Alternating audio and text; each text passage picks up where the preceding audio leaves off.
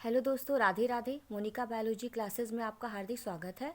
पिछले वीडियो में हमने आपसे बात की थी लॉन्ग क्वेश्चंस की। आपके सिलेबस में 5 यूनिट हैं। इन पाँचों यूनिट के जितने भी लॉन्ग क्वेश्चन आते हैं या जहाँ जहाँ से बन सकते हैं, हमने आपको सारे इंपॉर्टेंट क्वेश्चंस करवा दिए हैं। उनका सारा तरीका बता दिया है कि कैसे पूछे जाएंगे, कितने पेज में आपको लिखना है। और आज हम बात करेंगे लघु उत्तरीय प्रश्नों की, यानी शॉर्ट क्वेश्चंस की। शॉर्ट क्वेश्चन किस यूनिट से कैसे पूछे जाते हैं, उसका तरीका क्या है। ठीक है, तो आइए देखते हैं। हमारा पहला क्वेश्चन, जीवों में जनन क्यों आवश्यक है। इसमें आपको जीवों में जनन क्यों आवश्यक है, इसके बारे में आपको आधे से एक पेज लिखना है कि पृथ्वी पर अपनी जाति को बनाए रखने के लिए जीव क्या करते हैं, जनन करते हैं। इस बात को आपको आधे से एक पेज में समझाना है। ठीक है, अगला क्वेश्चन है आपका, अलैंगिक तथा लैंगिक जनन में अंतर लिखिए। ठीक, जनन दो प्रकार के होते हैं, अलैंगिक और लैंगिक। इसमें आपको एक तरफ अलैंगिक डालना है, दूसरी तरफ लैंगिक डालना है। इस तरीके से 7 से 8 पॉइंट लिखने हैं। ठीक है, अगला क्वेश्चन है, परागण किसे कहते हैं, इसके प्रमुख प्रकारों का वर्णन कीजिए। परागण यानी पराग कणों का पराग कोश से निकलकर मादा के वर्तिकाग्र पर पहुंचने की क्रिया को हम कहते हैं परागण। यह दो प्रकार का होता है, स्वपरागण और परपरागण। इन दोनों के बारे में आपको लिखना है। ठीक है, अगला क्वेश्चन है हमारा, वायु परागित पुष्पों की विशेषताएं लिखिए। वायु परागण जो होता है, उन पुष्पों में ऐसी क्या विशेषता होती है जिससे परागकण जो है वो हवा के माध्यम से एक पुष्प से दूसरे पुष्प पर पहुंच जाते हैं। ठीक है, इसलिए उन पुष्पों की आपको विशेषताएं लिखनी है। ठीक, अगला क्वेश्चन है, द्विनिषेचन पर टिप्पणी लिखिए। इसमें आपको निषेचन और द्विनिषेचन को समझाना है कि डबल फर्टिलाइजेशन क्या होता है। अगला क्वेश्चन है, बैगिंग या थैली लगाना तकनीक क्या है। ये आपको पिछले वीडियो में बताया जा चुका है कि थैली, प्लास्टिक की थैली से किस तरीके से हम क्या करते हैं, पुष्प को कवर कर देते हैं। ठीक है, अगला क्वेश्चन है, निम्नलिखित पर टिप्पणी लिखिए। पहला है अनिषेक फलन और दूसरा है बहुभ्रूणता। अनिषेक फलन आपको पिछले वीडियो में बताया है, बिना निषेचन के फल का बनना अनिषेक फलन कहते हैं। और बहुभ्रूणता, बहुत सारे भ्रूण का बनना बहुभ्रूणता होती है। इन दोनों के बारे में आपको आधा आधा पेज लिखना है। ठीक है, अगला क्वेश्चन है, स्वपरागण तथा परपरागण में अंतर लिखिए। इसमें आपको एक तरफ स्वपरागण डालना है, दूसरी तरफ परपरागण डालना है और 6 से 7 पॉइंट आपको लिखने हैं। ठीक है, अगला क्वेश्चन है, विपुंसन पर टिप्पणी लिखिए। विपुंसन यानी इमैस्कुलेशन क्या होता है।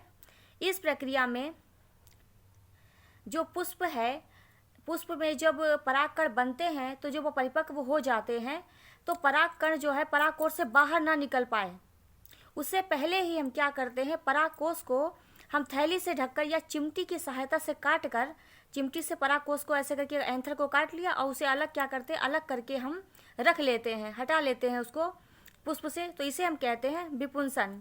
अगला क्वेश्चन है, भ्रूणपोष क्या है, इसके विभिन्न प्रकारों का वर्णन कीजिए। भ्रूणपोष क्या होता है, पौधों में भ्रूण को पोषण देने के लिए क्या होता है, भ्रूणपोष होता है। इनके प्रकार लिखने हैं। यह 3 प्रकार का होता है, केंद्रकीय भ्रूणपोष, कोशिकीय भ्रूणपोष और तीसरा हेलोबियल भ्रूणपोष। इन तीनों के बारे में आपको लिखना है। नेक्स्ट क्वेश्चन है, शुक्रजनक नलिका की संरचना का वर्णन कीजिए। इसमें आपको शुक्रजनक नलिका की संरचना का डायग्राम बनाना है। अगला क्वेश्चन है, प्लेसेंटा पर टिप्पणी लिखिए। प्लेसेंटा या अपरा, जिसके बारे में आपको पिछले वीडियो में बताया था कि प्लेसेंटा क्या होता है, एक ट्यूब होती है जो बच्चे को या भ्रूण को माता से जोड़ती है, जिससे उसे क्या होता है, पोषण मिलता रहे। ठीक है, अगला क्वेश्चन है हमारा, सरोगेट माँ पर टिप्पणी लिखिए। ठीक है, सरोगेट माता क्या होती है, इस पर टिप्पणी लिखनी है। नेक्स्ट क्वेश्चन है, निषेचन क्रिया किसे कहते हैं। मानव में अंडाणु में शुक्राणु के प्रवेश का नामांकित चित्र बनाइए। निषेचन क्या होता है और अंडाणु के अंदर जो है वो शुक्राणु जो है वो किस तरीके से प्रवेश करता है, इसका डायग्राम बनाना है। इस तरीके से आपको दिखाना है कि कैसे शुक्राणु अंडाणु में प्रवेश कर रहा है। अगला क्वेश्चन है, मानव शुक्राणु की संरचना का वर्णन कीजिए तथा चित्र भी बनाइए। इसमें मानव शुक्राणु की संरचना लिखनी है, आपको चित्र भी बनाना है। या फिर क्वेश्चन में आपसे खाली पूछा जा सकता है कि शुक्राणु का नामांकित चित्र बनाइए। अगला क्वेश्चन है, परख नली शिशु पर टिप्पणी लिखिए। परख नली शिशु यानी टेस्ट ट्यूब बेबी प्रयोगशाला में किस तरीके से निषेचन कराया जाता है उसके बारे में लिखना है। अगला क्वेश्चन है ग्राफियन पुटिका का चित्र बनाइए। इसमें आपको ग्राफियन पुटिका का डायग्राम बनाना है।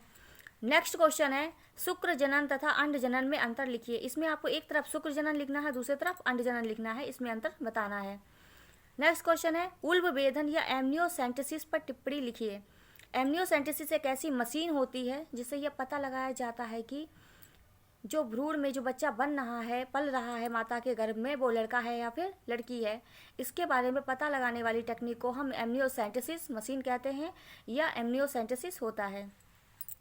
अगला क्वेश्चन है आईवीएफ पर टिप्पणी लिखिए। इसमें आपको इनविट्रो फर्टिलाइजेशन पर टिप्पणी लिखनी है कि निषेचन प्रयोगशाला में कैसे कराया जाता है और उसके बाद जो जाइगोट बनता है उसे माता के गर्भ में कैसे रखा जाता है।